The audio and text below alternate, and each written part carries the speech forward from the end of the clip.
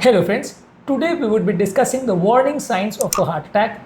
This is a potentially lethal but treatable cause of cardiovascular problem. If at all a patient develops a heart attack, the crux of the management lies in early diagnosis of the problem, because if at all the patient is diagnosed early of having a heart attack, there are high chances that treatment can be initiated early, and with good treatment the amount of tissue damage will be reduced to minimal and the patient's life can be salvaged. That is why an early diagnosis and early recognition of the signs and symptoms and the warning signs of heart attacks is extremely important. So in this topic, we'll be discussing the warning signs of heart attack and we'll be discussing the nuances in diagnosis of the heart attack, because small little things are often missed and people tend to ignore some subtle findings which leads to often misdiagnosis. So in this topic, we'll be discussing the warning signs of heart attack. Before we go into the topic, I would request the people who are new to my channel to subscribe to my channel, like the videos, comment on the videos, and to share the videos if possible. So without wasting any time, let's dive into the topic. First of all, the most important sign of heart attack is chest pain. Usually the chest pain in case of a heart attack can be at rest. The chest pain usually is of a moderate to severe intensity, often associated with signs like shortness of breath, lethargy, perspiration, palpitation, dizziness, vomiting, headaches. All these signs can be there. One important thing about heart attack is that the chest pain of heart attack need not always be confined to the left side of the chest. The pain can be located anywhere from the neck to the umbilicus in both hands and also at the back, also on the right side of the chest. So any pain which occurs in this area from the neck to the umbilicus, be it on any side, be it on any shoulder, there are chances that it can be a heart attack. Although there are high chances that the pain will be referred towards the left side, there are high chances that the pain will be radiating towards the left arm, but this is not always compulsory.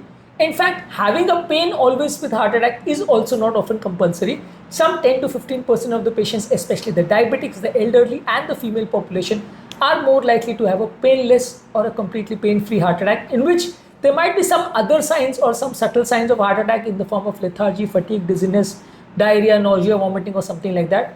There might be some chest pain which might be atypical, which is also very common, may be seen in 30 to 50% of the cases, that the pain may be of few minutes or few seconds in duration. It might be moderate to severe in intensity. It might not be the typical pain which is considered to be classical of heart attack. So chest pain, although it is an important feature of a heart attack, it need not always be present, and the character of the pain, which is often considered classical of a heart attack, need not always be the same in all cases. This has to be considered important. Usually there might be some pressure in the chest, some heaviness in the chest, some discomfort in the chest, some sense of suffocation or strangling that might be present in large number of cases. Pain might be of any cause. It might be psychosomatic pain, muscular type or any type of pain, but if at all there is sense of pressure, strangling, suffocation, that is more often related to a heart attack. Usually presence of diaphoresis or sweating also is a sign of a heart attack. If at all a patient is having palpitations, dizziness, lethargy, without any other obvious reasons, that might also be a sign of heart attack. One important warning sign of a heart attack is that several days prior to the occurrence of a heart attack, the patient might be having exertional chest pain. That means that patient develops chest pain on walking, which gets relieved while taking rest. If at all the patient walks a significant amount of distance, he develops chest pain or pressure or heaviness or shortness of breath, which gets relieved after taking rest for 5 to 10 minutes. And again the patient can walk, again the chest pain develops. If at all this sort of a pattern is present in any given patient, that might be sign of a cardiovascular blockage, and this coronary artery blockage might later lead to a heart attack. So this might be a warning sign of a heart attack. If at all a patient is having risk factors in the form of diabetes, hypertension, cholesterol, obesity, poor diet, excessive alcohol, stress, physical inactivity, smoking, tobacco chewing, or a prior history of cardiovascular blockage, these are the patients where more care should be taken, because these are the patients where significant risk factors are there, which might be a risk factor for a heart attack. That is why if at all risk factors are there and if at all multiple risk factors are there, then more care needs to be taken in these patients, and in these patients even mild signs or subtle signs of heart attack should not be ignored, and more care and more investigation should be done in these population having risk factors for heart attack. If at all a patient is having sweating during the occurrence of chest pain or severe sweating, that can be a sign of a heart attack. Usually the sweating in case of a heart attack is severe sweating. It is not just 2 drops of sweat on the forehead. It means that the patient will have a severe sweating where the entire body of the patient will get drenched, all his clothes will get drenched, and it will not be in correlation with the environment, because it should not be a sweat which is occurring because of the summer heat. The patient will have excessive sweating irrespective of fan or AC or even in cold weather, and this will not be explainable by the weather conditions. This type of sweating, especially if the sweating occurs on exertion or walking or doing significant activity, that also might suggest that the patient is having cardiovascular blockage. Although all cases of sweating may not be related to heart attack, but this is an important sign.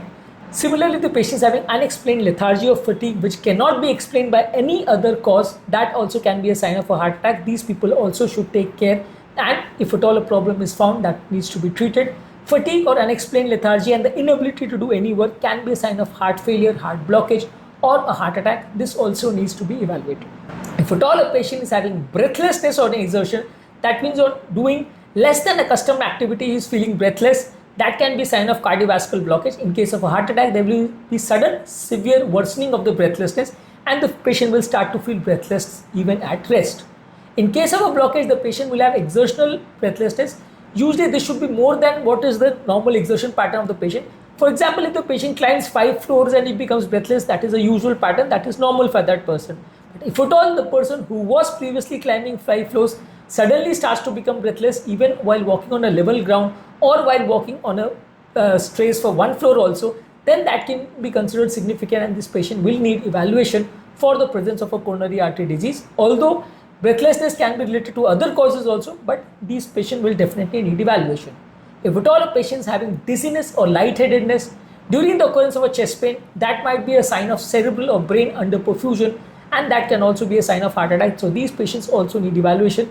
Sometimes the patient might develop dizziness or exertional lightheadedness on walking or doing physical activity. That might be a sign of cardiovascular blockage, which might be a precursor of a heart attack. If at all a patient is having palpitations, which means awareness of the heart beating, which becomes uncomfortable for the patient, that can be a sign of a cardiovascular blockage. When these palpitations occur suddenly without any other obvious reason and also addressed, that can be a sign of a cardiovascular heart attack or a blockage, and these patients will have to be evaluated further for the cause of palpitations. Although palpitations can be seen in other diseases also, in blood deficiency also, in valvular problems, in congenital heart disease also, but if at all it occurs in a patient with risk factors for a heart attack, then the patient needs further evaluation, and if at all it's found, then treatment needs to be initiated. Sometimes the patient might develop non-specific symptoms like indigestion, lethargy, nausea, vomiting. Indigestion, nausea, vomiting might be related to gastrointestinal tract, but sometimes patient of heart attack also might develop these sort of symptoms, especially in case of heart attack affecting the back wall or the posterior wall or the right-sided walls of the heart. If at all these walls are involved, the nervation of the walls of the heart might be similar as compared to the innervation of the abdomen. That is why some abdominal symptoms might be often seen in these patients. Sometimes the patient might develop loose motions, nausea, vomiting, and some pain might be there. That also can be a sign of a heart attack. These patients also will need evaluation. Although no, I don't say that all patients having nausea, vomiting do have a heart attack, but this can be a subtle sign and also needs evaluation. If at all a patient develops a heart attack and you suspect that the patient is having a heart attack, what is the first thing which you should do? You should try to call an ambulance, try to rush the patient to the hospital, give the patient loading dose in the form of aspirin 300 milligrams, clopidogrel 300 milligrams, and atorvastatin 80 milligrams or rosuvastatin 40 milligrams. Either of these two can be given, and the patient has to be rushed to the hospital. If at all an echocardiogram or electrocardiogram, anything can be done that will help in confirming the presence of a heart attack, and that should be done as early as possible.